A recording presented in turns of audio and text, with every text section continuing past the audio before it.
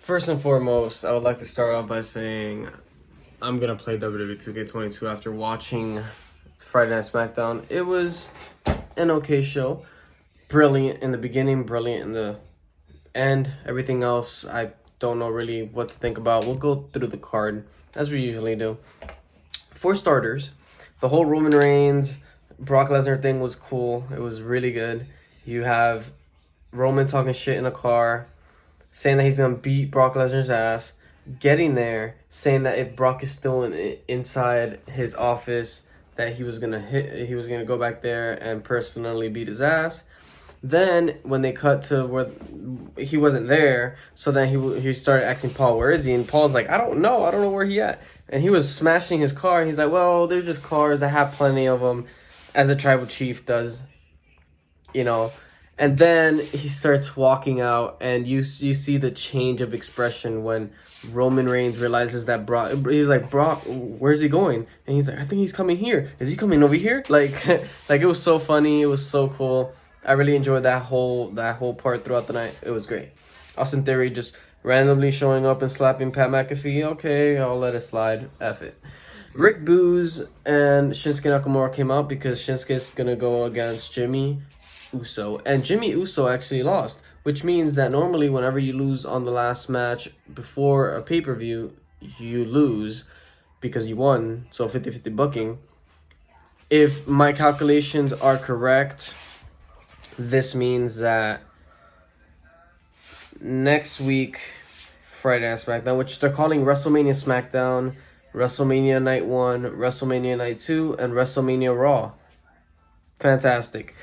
In WrestleMania Smackdown, we're gonna have the Andre the Giant Memorial Battle Royal. I think it's great because obviously you want to put that into WrestleMania weekend, and you're like, hey, might as well put it on SmackDown so we can still honor one of the greatest to ever do it. I don't have any problem with that. Now, when it gets weird is Humberto Carrillo and Angel Garza came out to have a match, one-on-one match against Ricochet in a contenders match, which I hate contenders match, and you guys know that. But Angel Garza wins via roll-up because Humberto helped him. Then we have another contenders match with Humberto, and Humberto won by by count out. So then now next week on WrestleMania Smackdown, we're gonna have Humberto Carrillo and Angel Garza and Ricochet for the IC Championship. Now, hopefully this means Ricochet is just gonna beat both of them, or maybe they turn against each other throughout the match and stuff. But I think it's really stupid because honestly, you guys can just team up on me, beat me up for like half an hour until I can't even stand anymore, and then pin me. And then you guys can duck it out, or maybe you guys already know that you guys are going in there knowing who's gonna win. You imagine that's the storyline? It would be so weird. Anyway, that whole space was weird. Now back to the Jimmy and Shinsuke thing. I believe that Shinsuke and Rick Booz will lose at WrestleMania. Why? Because they advertised the SmackDown Tag Team Champions, the Usos, versus the Raw Tag Team Champions, RK Bro, at WrestleMania Raw. Basically telling us that they're both going to win their matches. Jesus. I don't know what I should think. Hopefully this means that it's a kind of a swerve. Well, not a swerve. If they both win, it's okay. I don't care.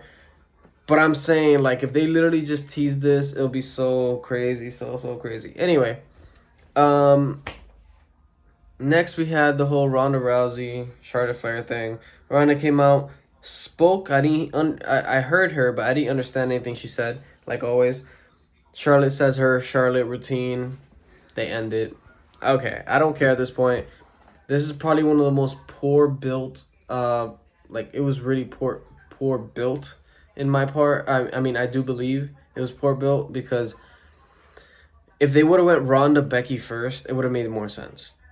But they went they went Ronda Charlotte first, and then next year we're gonna have Becky and Ronda. So you should have just started with the one that had the iron hot. Now this whole Cody Rhodes thing is happening, and we don't know if he's gonna face Seth Rollins, but if he does, that's great. Now, they had a fatal four-way match between the women that are going to be in the tag team match at WrestleMania for the Women's Championship, Tag Team Championships. And I got to say, it was a pretty good match. It was really good. I enjoyed it. I had fun. And it really got me hyped up for the match at WrestleMania. And it's kind of weird because this whole time we were thinking, hey, they're really not pushing the tag team division. And then they were like, oh, WrestleMania's around the corner. What are we going to do? Wait, why don't we just book a lot of our championships throughout the weekend? And then they're like, okay, so the RK Bros going to have Street Profits and they're going to have Alpha Academy. Usos are going to have Shinsuke and Rick Boogs. Then you look at Ricochet. Ricochet isn't doing anything. Let's just have him in a handicap match technically, but he's defending it against both guys at the same time in a triple threat match. Then you have the U.S. champion. He's most likely going to face Damian Priest at WrestleMania Raw. Most likely. They didn't advertise it, but I'm assuming. Then you have the Raw and SmackDown Tag Team Championships. You already know that whole debacle. Then the main event title is going to be main evented at WrestleMania. Then you have the Women's Championship, Becky, Bianca, and Charlotte and Ronda. Now, with all that out of the way, which ones are we missing? The WWE Women's Tag Team Championships. So they just made teams from out of nowhere, from thin air. Teams that actually make sense. Especially Naomi, Sasha Banks, and Natalya, Shayna Baszler. I don't know what they were doing with Liv Morgan and Rhea Ripley. They should both be single stars. And Liv Morgan should be women's champion right now. But I'm not going to rant about it right now. So, that was the show. I guess I enjoyed it for the most part. Sami Zayn did his old little Sami Zayn thing. So, I guess. But with that being said, they call me the king. Thank you all so much for watching today's video. Make sure you subscribe to the channel for more videos like this. If you guys like the video, it helps me out a ton.